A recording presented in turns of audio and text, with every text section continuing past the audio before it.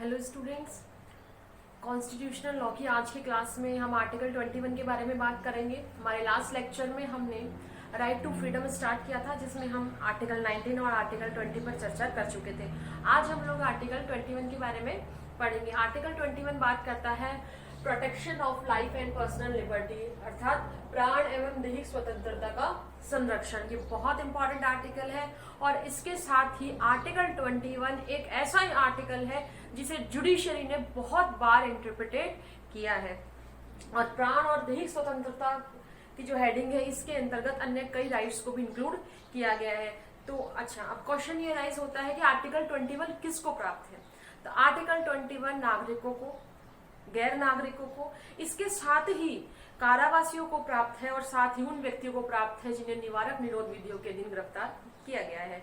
Main बात यह है कि आर्टिकल 21 का संरक्षण विधिक व्यक्तियों या कृत्रिम व्यक्तियों को प्राप्त नहीं है। ठीक है, अब शुरू करते हैं, देखते हैं कि आर्टिकल 21 क्या कहना चाहता है। Article 21 says no one shall be deprived from life and personal liberty except according to procedure established by law. Article 21 provides, क्या कह रहा है हमसे, ये कह रहा है कि किसी भी व्यक्ति को उसके लाइफ एंड पर्सनल लिबर्टी से, उसके प्राण एवं दैहिक स्वतंत्रता के अधिकार से वंचित नहीं किया जाएगा। No one shall be deprived मतलब किसी भी व्यक्ति से उसका प्राण और दैहिक स्वतंत्रता का अधिकार छीना नहीं जाएगा, except according to procedure established by law, अर्थात विधि द्वारा स्थापित प्रक्रिया के अलावा। कहने का मतलब ये है कि किसी भी पर्सन को अब उसके प्राण और दैहिक स्वतंत्रता के अधिकार से तभी वंचित किया जा सकेगा जब उसे ऐसा विधि द्वारा स्थापित प्रक्रिया में विहित किया हो। मतलब विधि द्वारा स्थापित प्रक्रिया के द्वारा अगर उसको उसके प्राण और दैहिक स्वतंत्रता से वंचित किया जा रहा है तो वो कोई अपराध, वो गलत नहीं होगा, मतलब वो अनलॉफुल इलीगल नहीं होगा, ऐसा किया जा सकता है।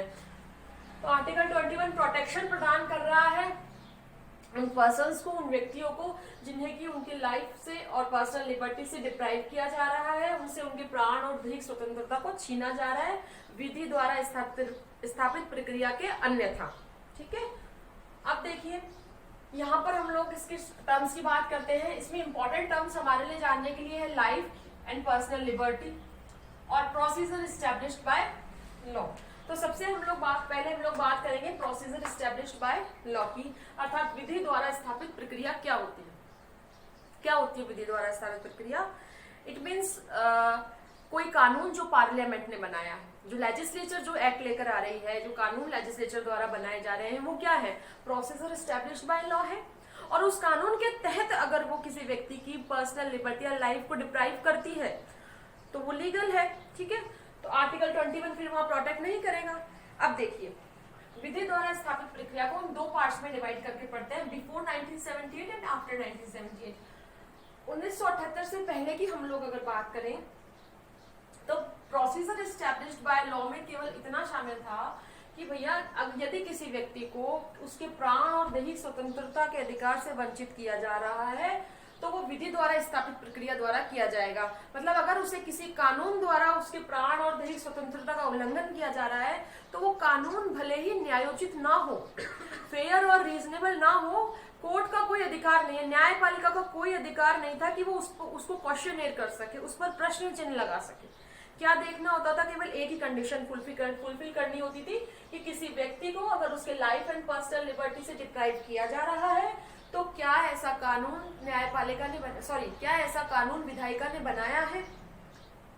इफ आंसर इज यस, तो इसका मतलब उस व्यक्ति को डिप्राइव किया जा सकता है, उसके प्राण और दैहिक स्वतंत्रता का अधिकार छीना जा सकता था। ठीक है, तो 1978 से पहले की बात हम लोग करें तो यहाँ पर केवल और केवल ये जो आर्टिकल 21 था वो किसके अगेंस्ट प्राप्त था?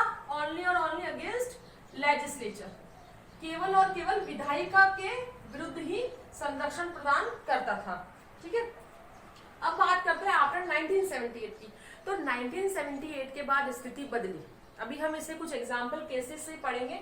1978 के बाद कंडीशन बदली और इस प्रोसीजर एस्टैब्लिश्ड बाय लॉ के साथ साथ में ड्यू प्रोसेस ऑफ लॉ को भी समाहित किया गया।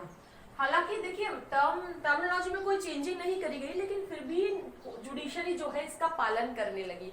ड्यू प्रोसेस ऑफ लॉ होता है उचित प्रक्रिया, विधि की उचित प्रक्रिया, ठीक है। ये तो हुई विधि द्वारा स्थापित प्रक्रिया, और ये क्या है, विधि की उचित प्रक्रिया। तो कहने का मतलब है 1978 के बाद में कोर्ट्स ये भी देखने लगी कि यदि किसी व्यक्ति को उसकी लाइफ एंड पर्सनल लिबर्टी के अधिकार उसका छीना जा रहा है, तो वो जो विधि है, वो जो कानून है जिसके द्वारा उसके राइट्स को डिप्राइव किया जा रहा है, क्या वो कानून फेयर और रीजनेबल भी है। कहने का मतलब ये हुआ कि जो कानून है, जो एक्ट बना हुआ है, उसके द्वारा आप उस व्यक्ति के लाइफ एंड पर्सनल लिबर्टी के राइट को डिमोलिश कर सकते हैं, लेकिन क्या वो राइट अपने आप में फेयर एंड रीजनेबल है, क्या वो कानून उचित है, ये भी न्यायपालिका प्रश्न करने लगी। भाई ये अथॉरिटी न्यायपालिका की बढ़ा दी गई, ठीक है। तो यहाँ पर आफ्टर 1978 हम क्या कह सकते हैं कि ये जो आर्टिकल 21 है इसका स्कोप बढ़ा, और बढ़ने के बाद आर्टिकल 21 का जो प्रोटेक्शन है किसके अगेंस्ट प्राप्त होने लगा, against legislature and executive also.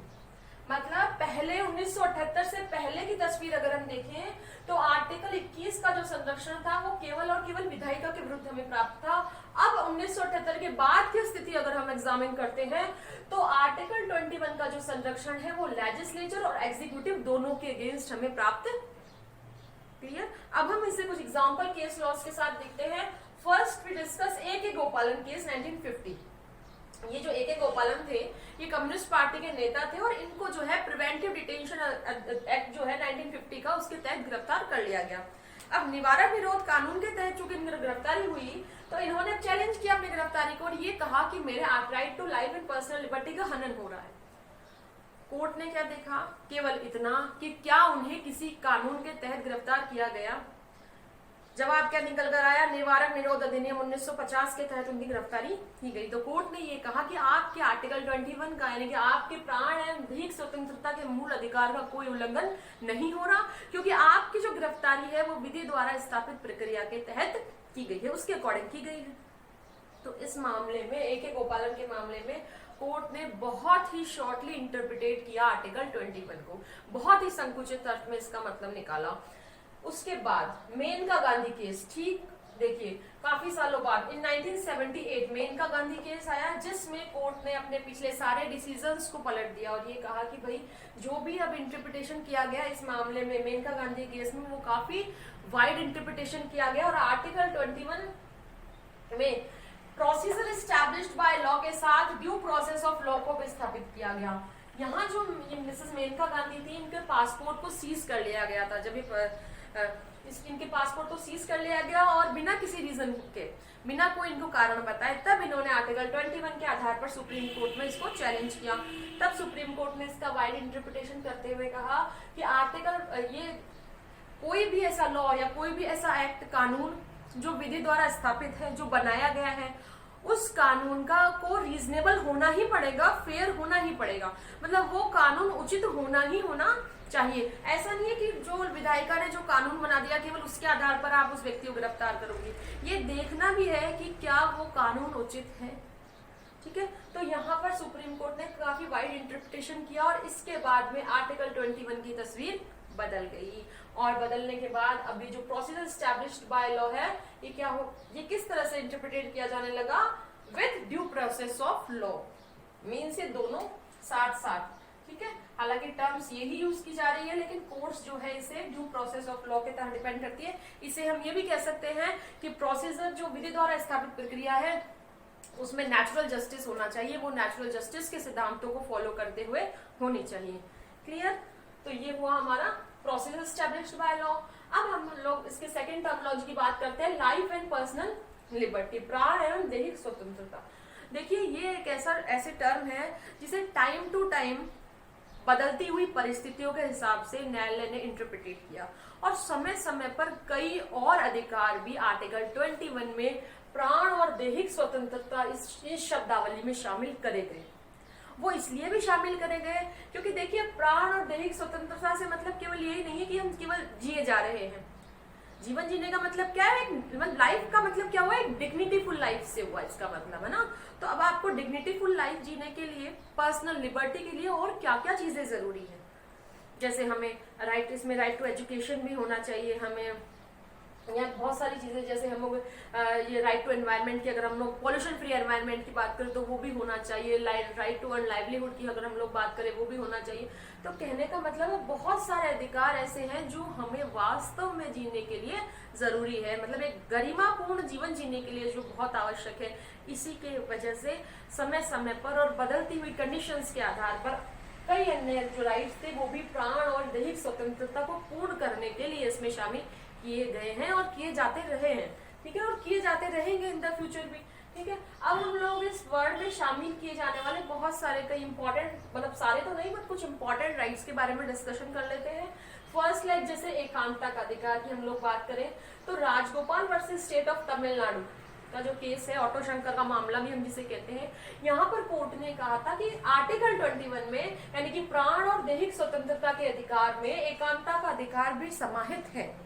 साथ ही जब mister x versus hospital Z का मामला आया, वहां कोर्ट ने यह भी कहा कि हालांकि एकांतता का अधिकार आर्टिकल 21 में समाहित है, किंतु फिर भी स्टेट इस पर रीजनेबल रेस्ट्रिक्शंस लगा सकता है, भाई चाहे वो सामाजिक हित में हो चाहे वो राष्ट्रीय हित में हो, ठीक है। इसके अलावा हम लोग बात करें निःशुल्क विधिक सहायता की यानी कि फ्री लीगल एड सर्विसेज की, तो देखिए जो भी पर्सन कन्विक्टेड है उस पर्सन को न केवल अपील करने का अधिकार होता है, चाहे वो हाई कोर्ट या सुप्रीम कोर्ट, तो ना तो केवल उसको अपील करने का अधिकार नहीं है, बल्कि यदि वो पर्सन अपने लिए कोई वकील मुहैया कराने के लिए सक्षम नहीं है तो राज्य उसे निःशुल्क विधिक सहायता भी प्रदान करेंगे। ये राज्य की तरफ से उसको किया गया कोई दान नहीं है, ये क्या है, राज्य का कर्तव्य है, उसकी ड्यूटी है, ऐसा सुप्रीम कोर्ट ने कहा। फिर बात करें हम मरने के अधिकार की, राइट टू डाई की, तो देखिए जीने के अधिकार में क्या मरने का अधिकार शामिल है? आपको राइट टू लाइफ प्रदान करा है कॉन्स्टिट्यूशन ने, आप खुद अपने राइट्स को वेव कैसे कर सकते हैं? हमने आर्टिकल 13 की जब बात करी थी तब नहीं हमने पढ़ा था डॉक्ट्राइन ऑफ वेवर, आपको राइट्स दे दिए गए हैं लेकिन आप चाहकर अपनी वॉलंटरली आप उनको वेव नहीं कर सकते हो, आप उनको त्याग नहीं सकते हो, छोड़ नहीं सकते हो। तो इसी तरह आपको जब जीने का अधिकार दिया है तो आपको मरने का अधिकार नहीं दिया जा सकता। काफी केस लॉज में डिस्कशन के बाद finally Gian Kaur versus state of Punjab के मामले में सुप्रीम कोर्ट ने ये कहा कि जीवन के अधिकार में मरने का अधिकार शामिल नहीं है, कोई व्यक्ति अपनी जिंदगी को खुद ही समाप्त नहीं कर सकता, और करता है तो वो अपराध है, जैसे सुसाइड को अपराध क्राइम माना जाता है, ठीक है ना। उसी तरह नेक्स्ट श्रमजीवी महिलाओं का यौन उत्पीड़न से संरक्षण, बहुत famous case Vishakha versus state of Rajasthan. यहाँ पर सुप्रीम कोर्ट ने काफी बड़ी लंबी चौड़ी गाइडलाइन प्रस्तुत करी थी इस बारे में कि जो भी कामकाजी महिलाएं हैं उनको उनके कार्यस्थल पर यौन उत्पीड़न से संरक्षण कैसे मिले। इसके संबंध में ये केस बहुत इंपॉर्टेंट हो गया, ये भी आपका अधिकार हो गया। नेक्स्ट शीघ्र परीक्षण का अधिकार, देखिए केस लॉ इसके लिए इंपॉर्टेंट है, हुसैन आरा खातून वर्सेस स्टेट ऑफ बिहार। चाहे वो गवर्नमेंट हॉस्पिटल हो चाहे वो प्राइवेट हॉस्पिटल हो, पुलिस और लीगल फॉर्मेलिटीज का इंतजार किए बिना किसी व्यक्ति का तुरंत ट्रीटमेंट किया जाना उस हॉस्पिटल स्टाफ की जिम्मेदारी होती है। इसलिए शीघ्र परीक्षण का अधिकार को भी आपके प्राण एवं दैहिक स्वतंत्रता के अधिकार में शामिल किया गया है कि हो सकता है कि अगर मान लीजिए लीगल फॉर्मेलिटीज की वजह से अगर डॉक्टर्स रुके रहे तो उस व्यक्ति के प्राण भी जा सकते हैं, ठीक है ना। तो ऐसा नहीं होना चाहिए, इसीलिए ये यहाँ पर रूलिंग दी गई। नेक्स्ट जीविकोपार्जन का अधिकार, राइट टू अर्न लाइवलीहुड। तो लाइवलीहुड का जो राइट है वो भी इसमें right to life and personal liberty में शामिल किया गया। Olga Tellis versus Bombay municipal corporation का मामला इस टॉपिक पर बहुत इंपॉर्टेंट केस है, लेकिन इसके साथ ये भी ध्यान रखना चाहिए कि स्टेट जो है वो यहाँ पर रीजनेबल रेस्ट्रिक्शंस लगा सकती है, लाइक किसी व्यापार के बारे में, किसी बिजनेस के बारे में, ट्रेड के बारे में, इस तरह से यहाँ पर रीजनेबल रेस्ट्रिक्शंस के साथ में लोगों को जीविकोपार्जन का अधिकार यानी कि लाइवलीहुड अर्न करने का राइट भी अवेलेबल है आर्टिकल 21 में। फिर हम लोग बात करते हैं निजता के अधिकार की, ठीक है। निजता का अधिकार की अगर हम लोग बात करें तो अभी हाल ही 24 अगस्त 2017 को 24 अगस्त 2017 को सुप्रीम कोर्ट ने के.एस. पुट्टास्वामी केस जो 2012 का था, जिसे हम आधार मामले के नाम से भी जानते हैं, उस केस में इस केस में जो के.एस. पुट्टास्वामी का केस था इसमें 9 जजेस की बेंच बैठी थी, जिसने एमपी जैन केस जिसमें 6 जजेस की बेंच थी, खड़ग सिंह वाद जिसमें 8 जजेस की बेंच थी, उन दोनों के ही डिसीजंस को पलट दिया और निजता के अधिकार को भी एक मूल अधिकार माना। इसलिए ये हमारे पास इंपॉर्टेंट हो जाता है, ये लेटेस्ट हो गया आपका। इसके अलावा हम लोग साथ के साथ बात करते हैं आर्टिकल 21A के बारे में, जिसको अलग से देखिए ये आर्टिकल आपका इंसर्ट किया गया कॉन्स्टिट्यूशन में बाय 86 कॉन्स्टिट्यूशनल अमेंडमेंट 2002 द्वारा। वैसे तो शिक्षा पाने का अधिकार, चाहे वो मोहिनी जैन का केस हो या फिर वो यूनिक कृष्णन का केस हो, मोहिनी जैन के केस में भी शिक्षा पाने के अधिकार को एक मूल अधिकार माना गया, ठीक है। इसके अलावा आर्टिकल 45 जो डीपीएसपीज में यानी कि आपके directive principles of state policy में है, वो भी बात करता है कि 6 वर्ष से 14 वर्ष के बच्चों को निःशुल्क और अनिवार्य शिक्षा उपलब्ध करवाना राज्य का और उसके पेरेंट्स का मूल कर्तव्य है। लेकिन इसके अलावा इसके बाद जब आर्टिकल 45 जो कि इसके लिए अपर्याप्त लगा, इस वजह से 86 कॉन्स्टिट्यूशनल अमेंडमेंट 2002 लाकर आर्टिकल 21A जो 86वें संशोधन द्वारा जोड़ा गया, आर्टिकल 21A कॉन्स्टिट्यूशन में जोड़ा गया, जिसमें भी राज्य पर ये ड्यूटी अप्लाइज की गई है कि राज्य जो है वो 6 वर्ष से 14 वर्ष के बच्चों को निःशुल्क और अनिवार्य शिक्षा का प्रबंध अपने अधिनियम अपने कानूनों के हिसाब से करेगा, ठीक है। तो ये है आपका मोस्ट इंपॉर्टेंट आर्टिकल 21। उम्मीद करती हूँ समझ में आया होगा। अब हम हमारी नेक्स्ट क्लास में आर्टिकल 22 के बारे में बात करेंगे। तब तक thank you all of you.